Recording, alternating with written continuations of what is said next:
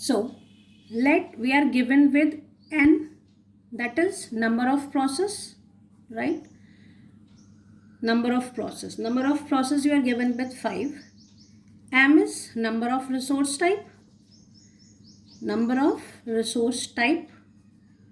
let it be 3, right?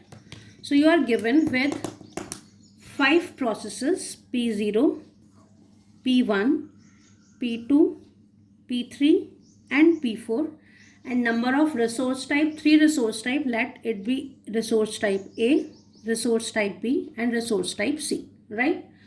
And you are given with this total, that total आपके पास A resource type, B resource type और C resource type के कितने instances हैं total? 10, 5 and 7, right? 10 instances of A resource type, 5 instance of B resource type, 7 instance of C resource type, right? So one, you are given with this allocation matrix, right? एक आपके पास allocation matrix होती है. Another, you are given with this maximum matrix A, B, C, and that is the maximum matrix, right?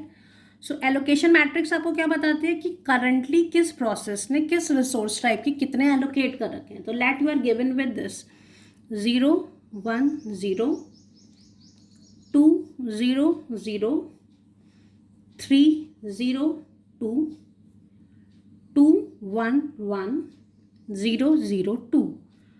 तो ये आपको क्या बता रही है एलोकेशन मैट्रिक्स?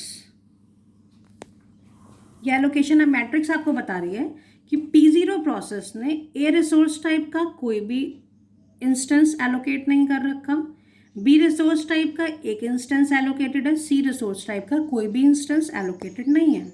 या फॉर एग्जांपल P3 प्रोसेस के पास A रिसोर्स टाइप की 2 इंस्टेंसेस है, B रिसोर्स टाइप का 1 इंस्टेंस है, C रिसोर्स टाइप का 1 इंस्टेंस है, राइट?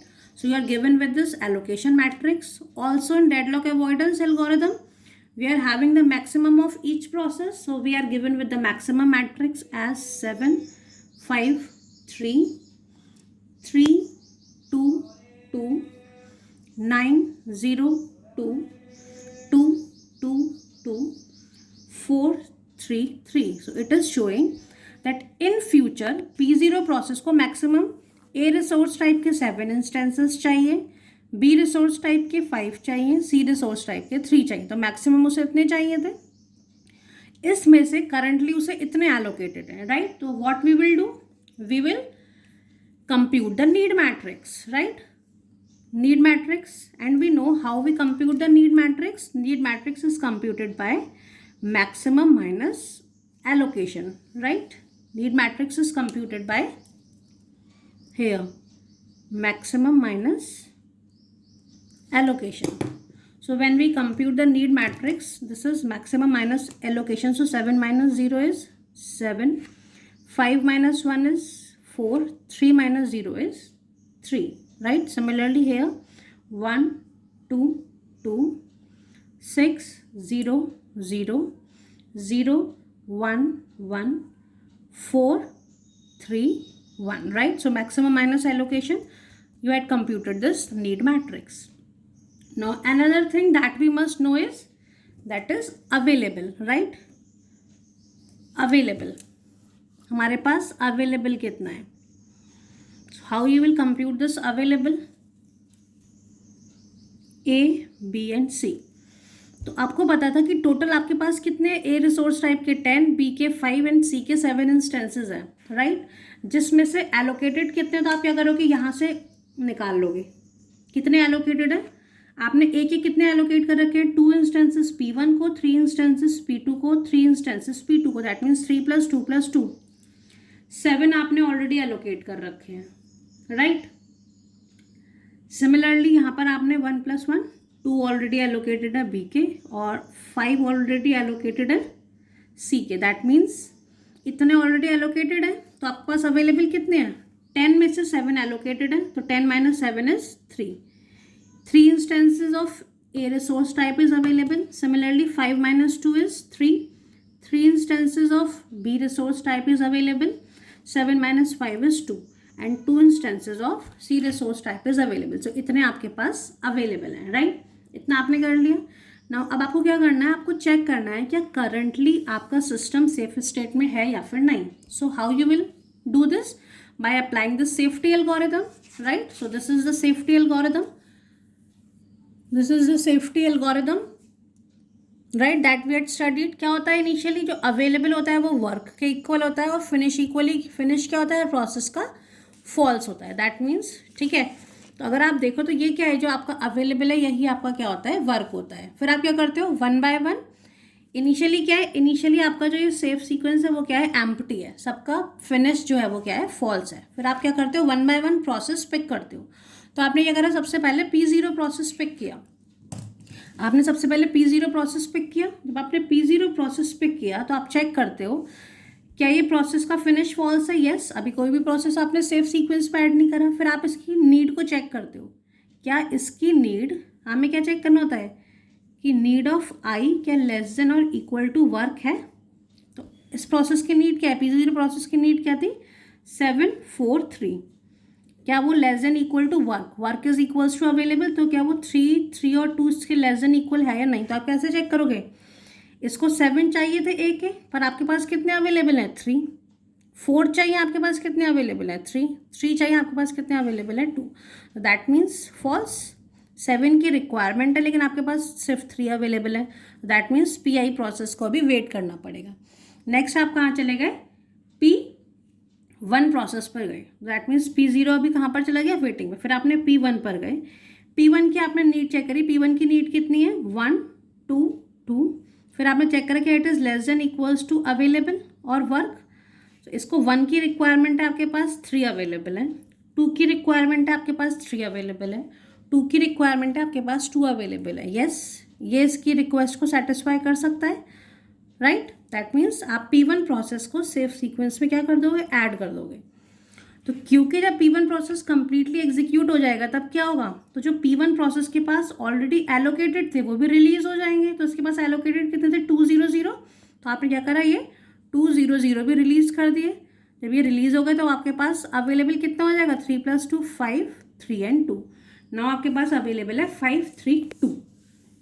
अब आपने नेक्स्ट, ये P1 प्रोसेस आपका कंप्लीटली एग्जीक्यूट हो चुका है. अब आप नेक्स्ट पर आए P2 प्रोसेस पर.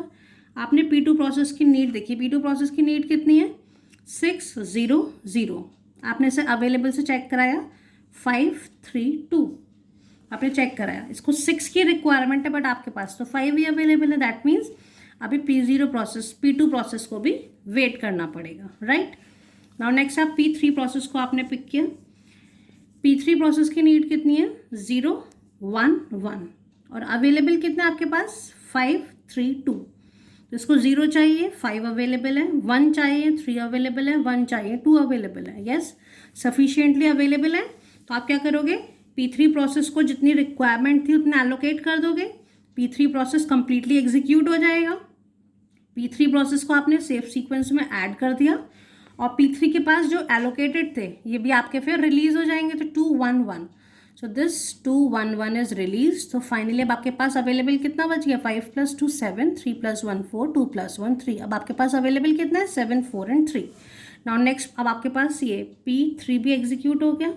नेक्स्ट है P4. नेक्स्ट आपने P4 को पिक किया. P4 की नीड कितनी है 4 3 1. आपने कंपेयर किया इसको अगेन वर्क से. तो 7 4 3. 4 की रिक्वायरमेंट है 7 अवेलेबल है. 3 की रिक्वायरमेंट है 4 अवेलेबल है. 1 की रिक्वायरमेंट है 3 अवेलेबल है.